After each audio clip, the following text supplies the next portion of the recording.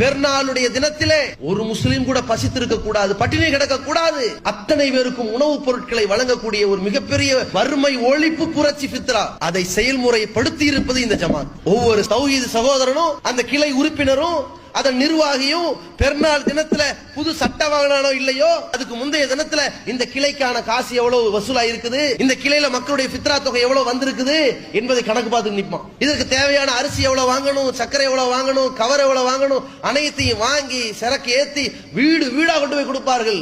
பெருநாள் தொழுகைக்கு முன்னால் நிறைவேற்றப்பட வேண்டும் என்பதற்காக பெருநாள் தொழுகைக்கு முன்பு வரை தன் மனைவி மக்களை கூட பார்க்க முடியாமல் இந்த பணியை நிறைவு செய்துவிட்டு தொழுகையில வந்து அல்லாண்டு வந்து உட்காருகிறானே, அத்தனை பேருக்கும் ஃபித்ராவுடைய பொருட்கள் போய் சென்றடைந்து விட்டது என்கிற நிலையை ஏற்படுத்துகிறதே. பல குடும்பங்கள் அந்த உணவை வாங்கி மதிய வேளையில் சாப்பிட்டு அல்ஹம்துலில்லாஹ் என்கிறார்களே. அல்லாஹும்ம பாரிக் லஹும் ஃபீமா ரஸக்தஹும் வக்ஃபிர் லஹும் வர்ஹம்.